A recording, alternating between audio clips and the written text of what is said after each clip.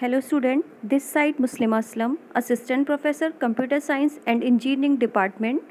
Today I am here to discuss discrete mathematics, BTech second year student. I will teach discrete mathematics short form DSTL. D for discrete, S for structure, T for theory and L for logic. Discrete structure and theory of logic. ये आपके subject का नाम है। इसका code जो है KCS303 आपको book भी देखिए रेफरेंस में प्रोवाइड कर रखी हैं। आप नीचे देख सकते हैं, देखिए टेक्स्ट बुक्स दे रखी हैं आपको, मैं अलग से लिखवा भी दी है मैंने एक जगह। देखिए MC ग्रोहिल के नाम से एक बुक है, ये आपकी फॉरेन राइटर है, ये भी आप ले सकते हो, अच्छी बुक है ये आपकी। ठीक है, बी कॉल मैन, RPJ आती है, JPR चौहान के नाम से आती है, मनोहर के नाम से आ रही है आपकी एक बुक। ये सारी बुक मनोहर, ये अच्छी बुक्स हैं, ये आप ले सकते हो। JP चौहान के नाम से भी अच्छी बुक आती है। इसमें आपको सारी चीज़ें AKTU से रिलेटेड सारा कोर्स मिल जाएगा। ठीक है, तो आप ये बुक्स लाइब्रेरी में सारी हैं।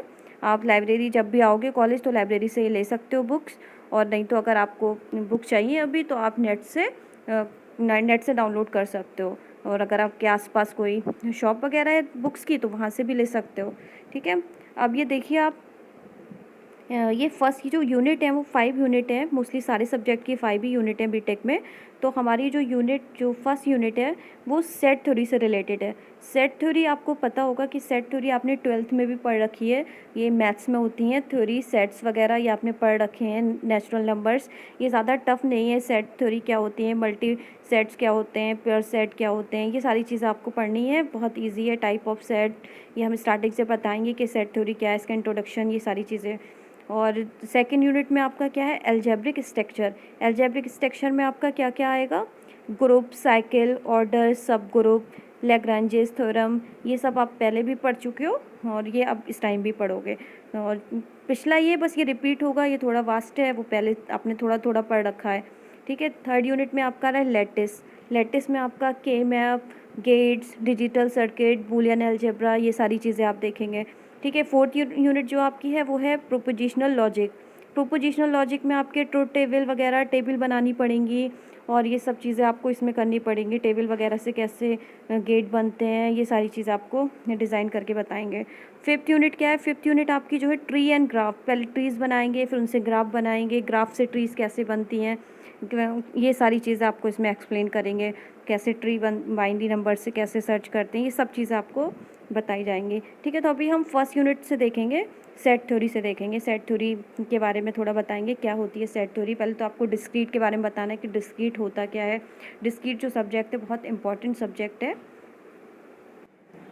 डिस्क्रीट आपका जो है वो डिजिटल कंप्यूटर से लिया गया है। डिस्क्रीट मैथमेटिक्स इसलिए बोला गया है, इसमें सारे मैथमेटिक्स के लॉजिक्स होते हैं, वो सब आपको सॉल्व करने होते हैं। और कि डिस्क्रीट मैथमेटिक्स बहुत इंपॉर्टेंट सब्जेक्ट है आपका। ये गेट्स वगैरह में, इसमें एप्टीट्यूड वगैरह में इसके क्वेश्चन आते हैं। ये लॉजिक बेस्ड जितने भी क्वेश्चन होते हैं वो आप डिस्क्रीट मैथमेटिक्स की हेल्प से ही करते हो।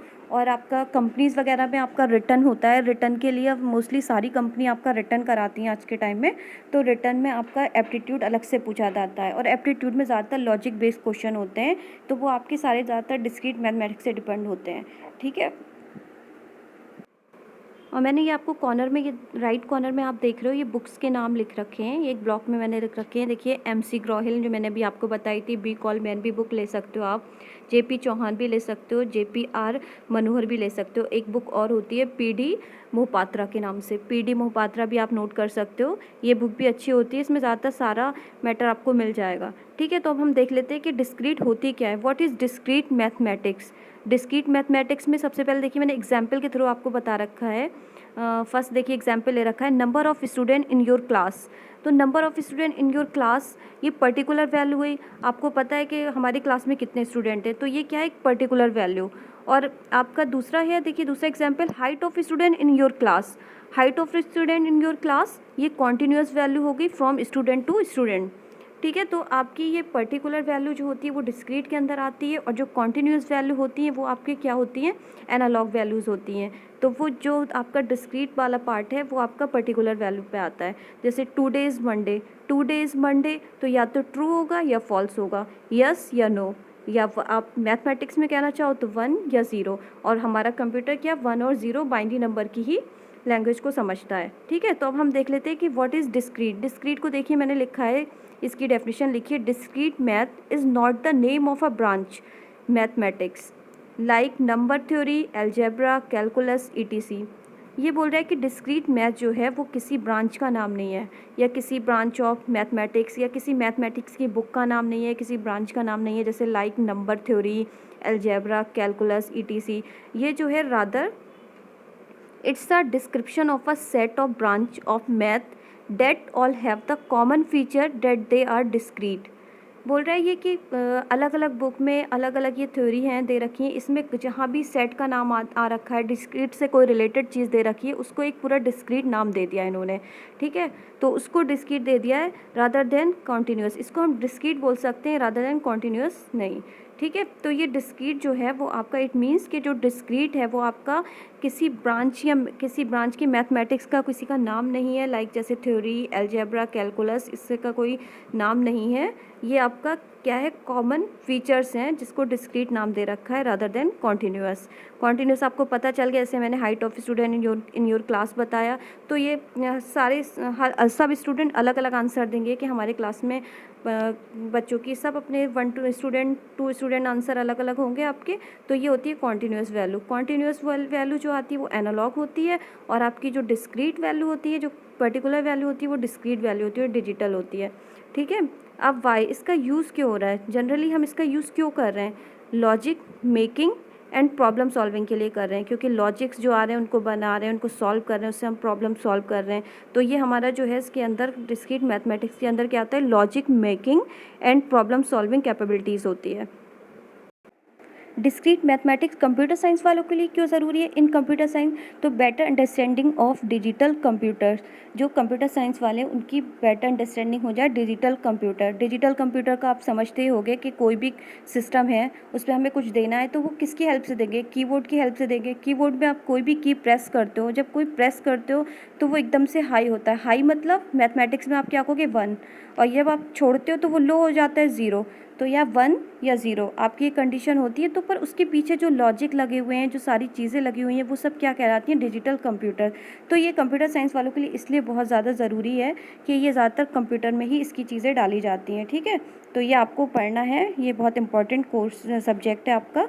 ठीक है, अब आप देख सकते हैं जैसे यूनिट 1 में मैंने बताया था सेट थ्योरी आपको पढ़नी है, तो ये थोड़ा सेट थ्योरी का इंट्रोडक्शन मैंने बता रखा है, थोड़ा सा दे रखा है, लेकिन हम जूम पे जो क्लासेस लेंगे उसमें पूरा अच्छे से बताएंगे कि कैसे आपके क्वेश्चन भी होंगे उसमें, और हम अच्छे से आपको बताएंगे भी कि क्या कैसे सेट थ्योरी में क्या कैसे क्वेश्चन होते हैं, कैसे न्यूमेरिकल आपके आते हैं। ठीक है, व्हाट इज़ सेट। सेट क्या होता है, कलेक्शन ऑफ ऑब्जेक्ट और एलिमेंट्स।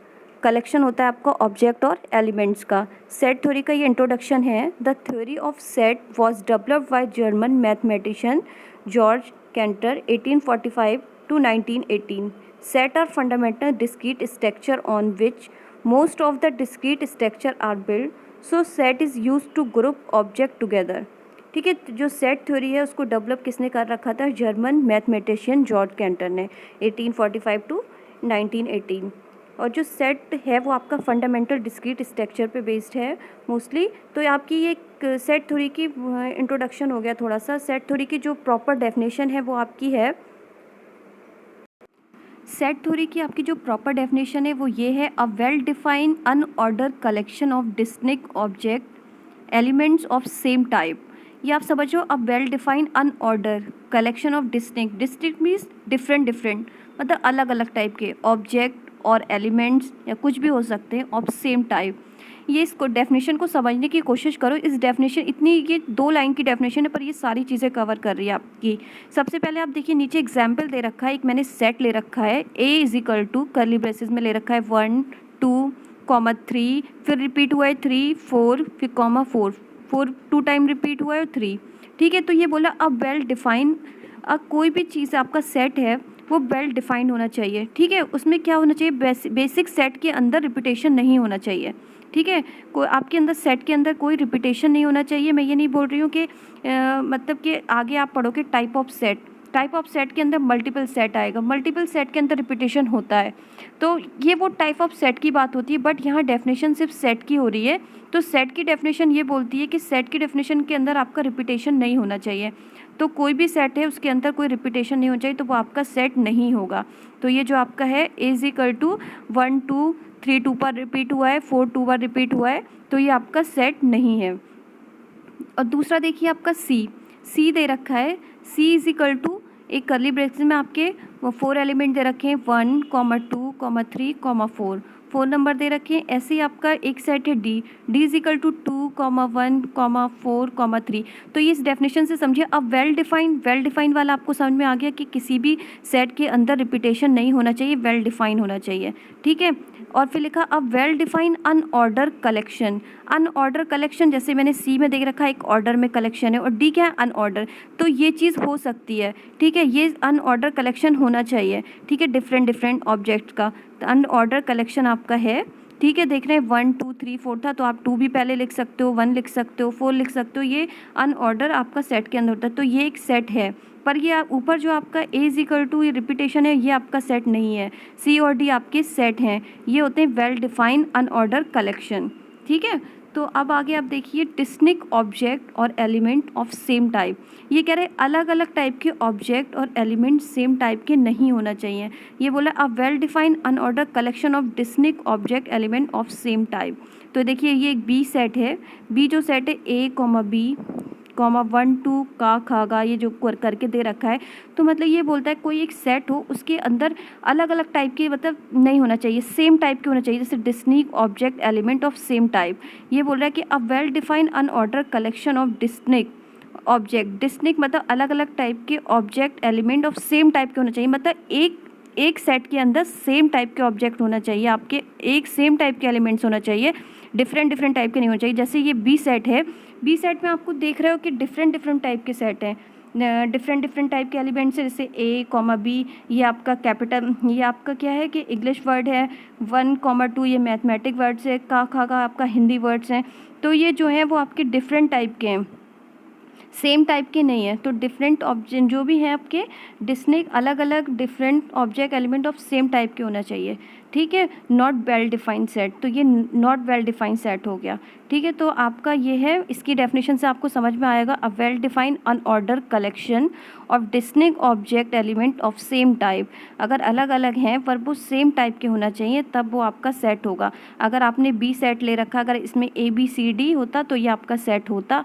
अगर आपने ले रखा होता बी इज इक्वल टू 1 2 3 4 5, तो ये एक सेम टाइप का सेट होता, तो ये आपका सेट होता। अगर होता बी इज इक्वल टू का खा गा घा, ये कुछ करके होता, तो ये का खा गा घा हिंदी वर्ड्स हैं, ये पूरा एक एलिमेंट जो है हिंदी वर्ड्स का है, तो ये आपका सेट होता, ठीक है। तो ये अभी जो बी इज इक्वल टू ये इसमें डिफरेंट टाइप के अलग अलग एलिमेंट्स हैं, सेम टाइप के नहीं है, तो ये आपका सेट नहीं है, ठीक है। ये जो लास्ट सेट है E is equal to X such that जो x बिलोंग टू z यहाँ पर क्या आपका इंटीजर नंबर है, इंटीजर ये यानी कि ये कोई सेट है z जिसके अंदर आपके x एलिमेंट हैं, जो x एलिमेंट है वो बिलोंग कर रहे हैं किसको, z को। तो z x की वैल्यू जो है आपकी, तो x की वैल्यू आप यहाँ क्या ले सकते हो, 1 से बड़ी और 4 के इक्वल होनी चाहिए, जो 1 greater than equal to x belong कर रहा है 4 को, ठीक है। तो ये आप जो x एलिमेंट है, तो यहाँ पे आप इसको रोस्टर फॉर्म में भी लिख सकते हो, ठीक है। x बिलोंग टू z को कर रहा है, तो इसके अंदर आपको आ सकता है 1 2 3 4 तक आप लिख सकते हो। x कोई एलिमेंट है तो वो आप लिखोगे, इसका सेट बनेगा z इज इक्वल टू, अंदर आप लिखोगे 1 2 3 4 तक ले सकते हो, 1 से बड़ा और 4 से छोटा या 4 के इक्वल होना चाहिए आपकी कंडीशन, ठीक है। तो जनरली अब ये देखिए, ये आपका पॉइंट है, इसमें generally set are denoted by capital letter. Set को हमेशा कैपिटल लेटर से डिनोट करेंगे, जैसे मैंने ले रखा है ये एस क्या आपका सेट है, ये कैपिटल में ही होगा ना, ये स्मॉल में नहीं ले सकते, जैसे स्मॉल ए small B small C small S, इसमें नहीं ले सकते। ये जो है कैपिटल एस, ये आपका कैपिटल लेटर में ही होगा। इसके अंदर आप एलिमेंट्स ये ले रखे हैं 1 2 3, इसके अंदर एलिमेंट्स आप स्मॉल लेटर में ही लिखते हैं, से स्मॉल ए स्मॉल बी स्मॉल सी, पर जो आपका जनरली सेट जो होता है वो डिनोट करते हैं आप कैपिटल लेटर से। तो आपका ये S इजिकल टू एक सेट है, उसके अंदर आपके क्या है एलिमेंट्स हैं 1, 2, 3, ये आपका सेट हो गया। ठीक है, इसको जनरली डिनोट करते हैं कैपिटल एच से, एस से, कैपिटल एस से डिनोट करा है मैंने। सेट का मतलब नाम है तो इसलिए कैपिटल एस ले लिया। आप कुछ भी ले सकते हो, जैसे मैंने ऊपर आपको दिखा रखे हैं set, capital A, capital C, capital D, capital B, capital E, आप ऐसे भी डिनोट कर सकते हो। ठीक है, फिर दूसरा पॉइंट देखिए इसका क्या है, ये क्या बोल रहा है दूसरे पॉइंट में, elements are written in curly brackets separately by comma. ये आपका जो सेकंड पॉइंट है ये बोल रहा है कि एलिमेंट जो हैं वो are written in curly bracket. ये देखिए मैंने वन जो एलिमेंट्स ले रखे हैं अंदर वो कर्ली ब्रैकेट में ले रखे हैं ना, 1, 2, 3, तो कर्ली ब्रैकेट ज़रूर लगाना है। ठीक है, सेपरेटेड बाय कॉमा, कॉमा से सेपरेट करना है। देखिए कॉमा से सेपरेट कर रखा है 1, 2, 3। ठीक है, अब आप देख सकते हैं एक्स बिलोंग ए, एक्स बिलोंग मतलब एक्स कोई एलिमेंट है जो अंदर ये दे रखे हैं 1, 2, 3, ये एलिमेंट है, बिलोंग कर रहे हैं ए कोई सेट है, ए को सेट लो, जैसे एस ले रखा है वैसे ए ले रख सकते थे आप, ए इज इक्वल टू 1, 2, 3, ऐसे यहाँ पे हमने एस ले रखा, आप यहाँ ए ले लीजिए। ठीक है, तो means x is the member या एलिमेंट्स या ऑब्जेक्ट ऑफ ए। ठीक है, आप ये भी कह सकते हो कि जो एक्स है वो मेंबर है, एलिमेंट्स है, ऑब्जेक्ट है किसका, ए का। ठीक है, जैसे मैंने यहाँ एस लिया तो एस का भी कह सकते हो कि एक्स जो है is the member, element, object of किसका, ए का। यहाँ पे क्या हो रहा है, और अब नीचे दे रखा है x do not belong A, means x is not, मतलब एक्स के अंदर अगर कुछ भी नहीं है तो वो आपका डू नॉट बिलोंग। तो उसको किससे शो करते हैं, डू नॉट बिलोंग का ये सिंबल है आपका, ऊपर मैंने एरो से दिखा रखा है। ठीक है, और ये लास्ट पॉइंट है कार्डिनलिटी ऑफ अ सेट। ये आपकी डेफिनेशन है छोटी सी, कार्डिनलिटी क्या होती है, cardinality of a set in the number of element in a set denoted like ऐसे। ये आपको ए को जो मैंने कर रखा है इसको डिनोट करेंगे मॉड की तरह, ए मॉड ए है उसके अंदर मॉड ऐसे डिनोट करेंगे। ये कैसे करते हैं, जैसे मान लिया आपके 5, जैसे मैंने यहाँ 5 ले रखा है, 5 ये ऐसी मैंने ले रखा है, मैंने एग्जाम्पल के थ्रू आपको बता सकती हूँ कि जैसे ए इज इक्वल टू एक सेट है या सी सेट ले लो, सी इज इक्वल टू 1, 2, 3, 4, 5, तो मतलब कितने 5 एलिमेंट्स हो गए, तो उसकी कार्डिनलिटी क्या होगी 5, तो आपकी कार्डिनलिटी जो होगी वो 5 आएगी। तो उसको जैसे सी सेट की कार्डिनलिटी आपकी क्या है 5, तो ये आपको एक सेट के थ्रू बता सकते हैं किसकी कार्डिनलिटी आपकी 5 आई है।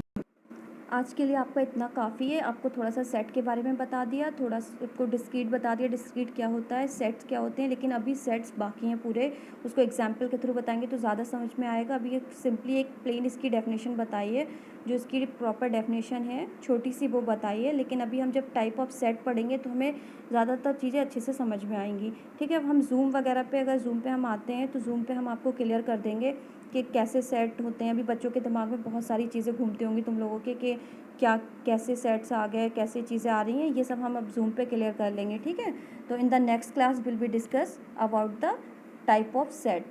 Thank you student.